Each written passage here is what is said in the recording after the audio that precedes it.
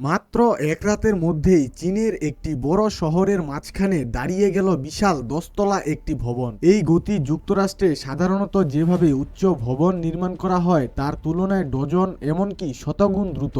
নির্মাণ জগৎকে সবচেয়ে বেশি বিস্তৃত করেছিল সাইটে যা ঘটেছিল তা নয়, বরং তার অনেক আগেই যা সম্পূর্ণ হয়েছিল। 10 টনেরও বেশি ওজনের বিশাল কংক্রিট উপাদানগুলো কারখানার মিলিমিটার মাত্রার সহনশীলতায় তৈরি করা হয়েছিল।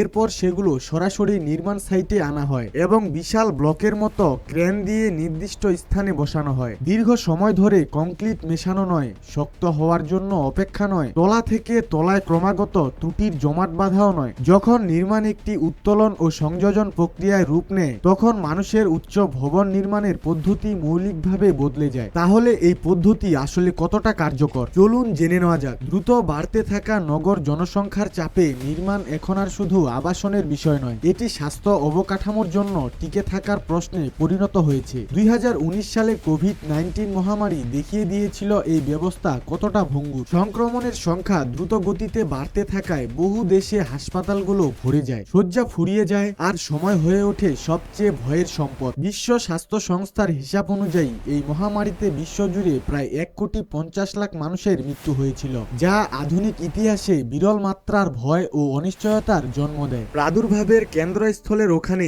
চীন এক নজিরবিহীন সিদ্ধান্ত নেয়। খালি জমির ওপর হুও সেনশান হাসপাতাল নামে 2 তলা বিশিষ্ট 1000-এরও বেশি শয্যার একটি হাসপাতাল মাত্র প্রায় 10 দিনে নির্মাণ ও চালু করা হয়, যার আনুমানিক ব্যয় ছিল 60 থেকে 70 মিলিয়ন মার্কিন ডলার। অল্প সময়ের মধ্যেই লেই সেনশান হাসপাতাল নির্মিত হয়, যা 2 সপ্তাহের কম সময়েও আরও 1600 শয্যা যোগ করে। প্রতিটি রোগীর কক্ষ আলাদা আইসোলেশনের জন্য নকশা করা ছিল এবং সংযোজনের শুরু থেকেই বিদ্যুৎ ব্যবস্থা, অক্সিজেন সরবরাহ ও চিকিৎসা বর্জ্য ব্যবস্থাপনা একীভূত করা ছিল। নির্মাণ শিল্প যখন শিল্পায়িত পরিসরে আরও বেশি গতি, নির্ভুলতা ও পুনরাবৃত্তি যোগ্যতা নিশ্চিত করতে বাধ্য হচ্ছে, তখন প্রিকাস্ট কংক্রিট টুইন ওয়াল আধুনিক যুগের এক অনিবার্য সমাধান হিসেবে হয়ে উঠছে। কারখানার ভেতরে উপাদান প্রক্রিয়া শুরু হয় আপাত দৃষ্টিতে সহজ কিছু ধাপ দিয়ে। স্টিলের প্যালেটগুলো ভালোভাবে পরিষ্কার করা হয়, সমতলতা পরীক্ষা করা হয় এবং রিলিজ ওয়েল লাগানো হয়, যাতে করে প্রতিটি দেয়াল প্যানেলের জন্য নিখুঁত ঢালাই পৃষ্ঠ তৈরি হয়। সুনির্দিষ্ট প্যানেল বিন্যাস অনুযায়ী চৌম্বক ফার্মওয়ার্ক বসানো হয়, যা দেয়ালের প্রান্ত,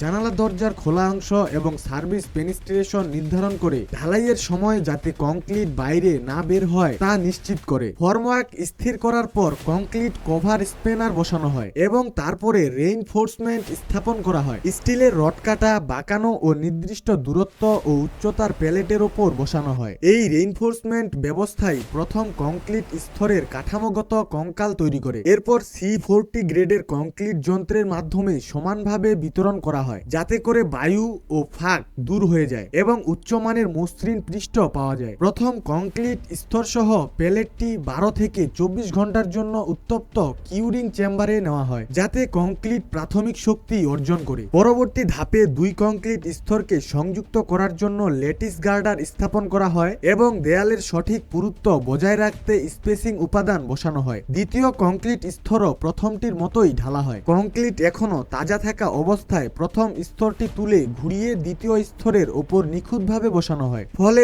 একটি সম্পূর্ণ টুইন ওয়াল ইউনিট তৈরি হয়। এরপর এটি চূড়ান্ত শক্তি অর্জন না করা পর্যন্ত আরো কিউরিং এর মধ্য দিয়ে যায়, তারপরে সাইটে স্থাপনের জন্য প্রস্তুত হয়। কিন্তু এই প্রিভাব ভবনগুলো দৃঢ়ভাবে দাঁড় করাতে হলে উপরের বিশাল লোড নিরাপদে ও নির্ভরযোগ্যভাবে নিচের মাটিতে স্থানান্তর করতে হয়। 12 থেকে 24 মিটার দৈর্ঘ্যের স্টিলের হাজ প্রথমে প্রস্তুত, পরিষ্কার ও সোজাসুজি পরীক্ষা করা হয় এবং রিলিজ ওয়েল লাগানো হয়, যাতে উচ্চ নির্ভুলতায় প্রতিটি পাইল তৈরি করা যায়। হাঁচের ভেতরে প্রধান রেইনফোর্সিং বার ও স্টিরাপ কেটে বাঁকিয়ে ও জোড়া দিয়ে শক্তিশালী স্টিলের কেজ তৈরি করা হয়, যা ভূগর্ভে বিশাল চাপ বহন করতে সক্ষম। তো বন্ধুরা, এই ছিল আজকের ভিডিওটি ভালো লাগলে অবশ্যই ভিডিওটির মধ্যে একটা লাইক দিবেন এবং কমেন্টস করবেন যে ভিডিওটি আপনার কাছে কেমন লেগেছে।